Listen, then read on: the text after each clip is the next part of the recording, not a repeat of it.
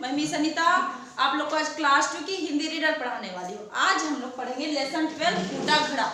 इस कहानी में बताया गया है कि प्रत्येक व्यक्ति में कुछ खूबियां होती है और कुछ कमी होती है, तो हमें कमी पर ना ध्यान देते हुए खूबियों पर ध्यान देनी चाहिए। ठीक है, तो अब हम लोग फूटा घड़ा पढ़ते हैं। फूटा घड़ा से क्या हम लोग को समझ में आ रहा है कि घड़ा फूटा हुआ है।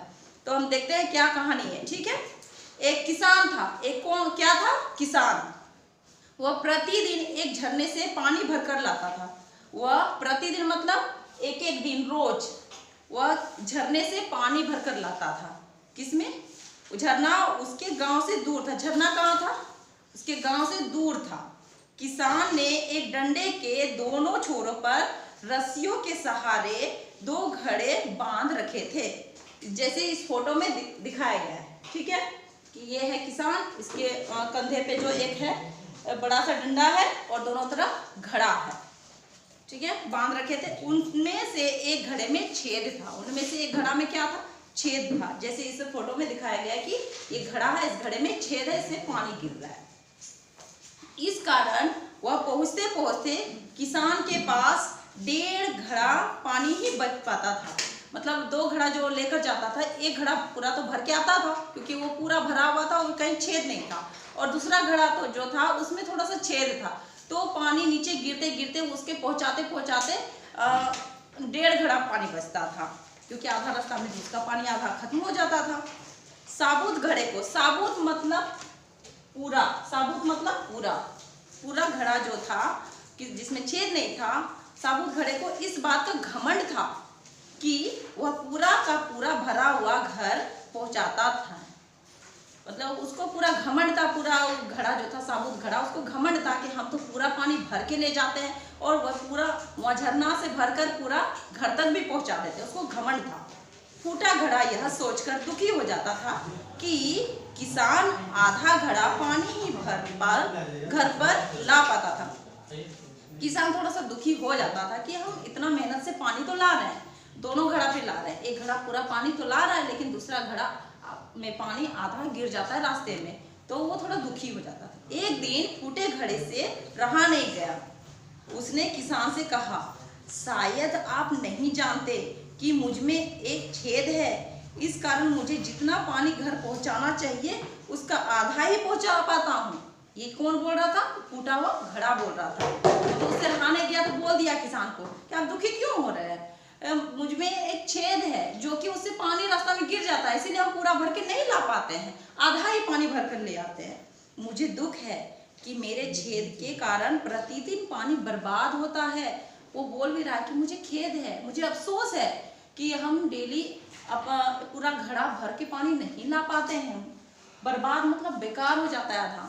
ठीक है, किसान मुस्कुराया और बोला, मैं चाहता हूं कि कल लौटते समय तुम रास्ते में अपनी ओर पड़ने वाले फूलों को ध्यान से देखो। किसान मुस्कुराकर उसको बोला कि मैं चाहता हूं कल जो हम लोग पानी भरकर लाएंगे तो तुम लौटते समय तुम फूलों को ध्यान से देखना रास्ता में। फूटे घड़े ने वैसा ही किया। वह रास्ते भर फूलों को देखता आया। खिले हुए सुंदर फूलों को देखकर उसका चेहरा खिल उठा था। घर पहुंचकर किसान ने उससे कहा, मैं जानता था कि तुम में एक छेद है। मैंने तुम्हारी इस कमी का लाभ उठाया। मैंने तुम्हारी तरफ वाले रास्ते पर रंग बिरंगे फूलों के बीज बो दिए थे। तुमने रोज उन्हें सींचकर पूरे रास्ते को खूबसूरत बना दिया। तुम्हें नहीं लगता कि तुम्हारी कमी पर नहीं बल्कि वे फूल तुम्हारे काम के कारण खिलखिला रहे हैं।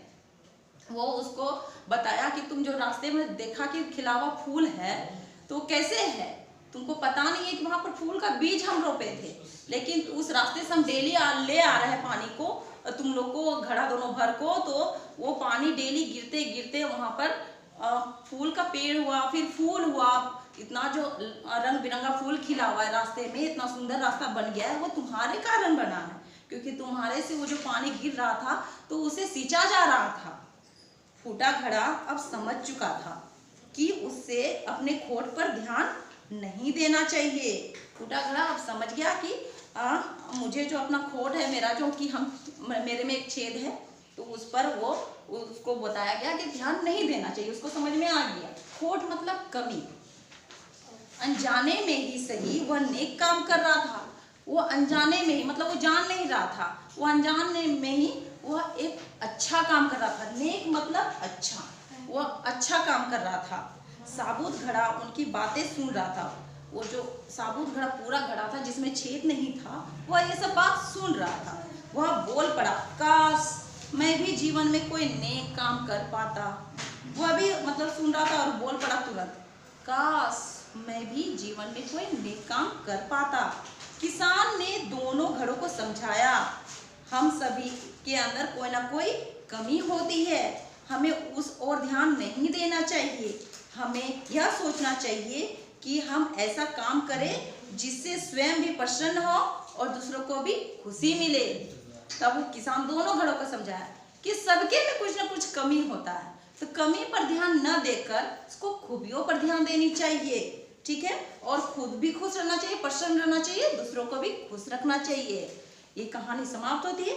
इससे क्या सीख मिलती है? इससे यह सीख मिलती है कि दूसरों का कमी पर ध्यान नहीं देना चाहिए। अगर उसका खूबी है तो और उसको खूबियां बढ़ाना चाहिए, बोलना चाहिए तुम्हारे में ये खूबी है, उसको बोलना चाहिए, प्रोत्साहन करना चाहिए, खुश करना चाहिए। ठीक है, इस कहानी से हम लोग और भी ये है कि घबराना नहीं चाहिए, कोई चीज का डरना नहीं चाहिए, सकारात्मक सोच लाना चाहिए। ठीक है, फिर थैंक यू।